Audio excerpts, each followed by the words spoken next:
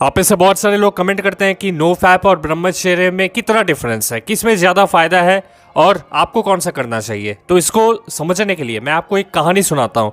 और ये कहानी मुझे आज मिली सुबह सुबह जब मैं अपना मेल चेक कर रहा था। तो एक 20 साल के लड़के ने हमें मेल किया और वो कहते हैं कि उन्होंने शुरुआत करी थी नो फैप से और उसमें एक उनको बहुत बड़ा डिसएडवांटेज रहता था, यानी कि वो एक तरह से मुश्किल में पड़ते थे। कब?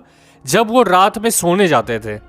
इस दौरान ना ही वो किसी तरह का डाइट फॉलो कर पाते थे, इसी तरह से दिन पार करते थे। मतलब वैसा कोई नियम पालन नहीं करते थे, ना ही मेडिटेशन करते थे, ना ही अपने बॉडी को समझते थे, किस तरह से ट्रिगर्स आते हैं ये जानने की कोशिश ही नहीं करते थे। 30 या फिर 35 दिन तक ही नो फैप इनका चल पाता था। उसके बाद तो ये वापस से अपनी पुरानी लाइफस्टाइल में लौट जाते थे। फिर कहीं से मोटिवेशनल वीडियोस देख लिया 2-4, फिर शुरू करते थे नो फैप।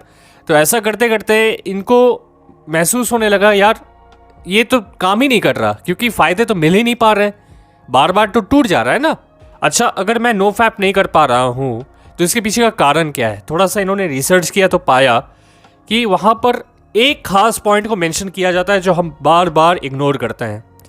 हमें समझना पड़ेगा कि अगर हम अंदर से शांत हैं, हमें पता है कि हम अगर 24/7 मेडिटेटिव जोन में रहते हैं तो कोई चीज़ हमारा कुछ नहीं बिगाड़ पाएगी।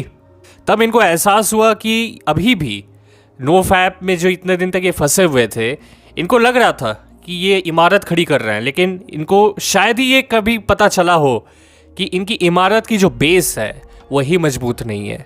पिलर्स जो होते हैं ना, वो सबसे ज़्यादा इंपॉर्टेंट होते हैं।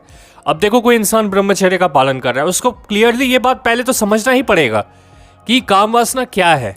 उसके बाद ये समझना ज़रूरी है कि ये जो शरीर है ये तुम हो ही नहीं, तुम इस शरीर से कई गुना ज़्यादा बढ़ के हो। लोग ये समझते नहीं है, शरीर में ही फंसे रह जाते हैं।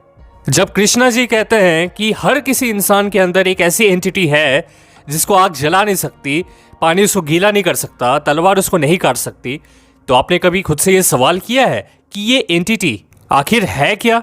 इसलिए मैं खास तौर पर आज ब्रह्मचर्य का शुक्रगुजार हूँ, क्योंकि अगर ब्रह्मचर्य मेरी ज़िंदगी में नहीं आता और इतने सारे ब्रह्मचारी भाइयों की ज़िंदगी में नहीं आता तो हम ये कभी समझ ही नहीं पाते कि आत्मा क्या है। अंदर में इतना कुछ छुपा हुआ है, ये दुनिया पूरी तरह से एक सपनों की दुनिया है।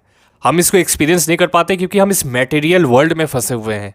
आने वाले कुछ वीडियोस में मैं आपको कुछ ऐसी चीज़ें बताने वाला हूँ जिसको सुनने के बाद आपको यकीन आने लगेगा कि भाई मैं इस शरीर से कई गुना ज़्यादा बढ़कर हूँ।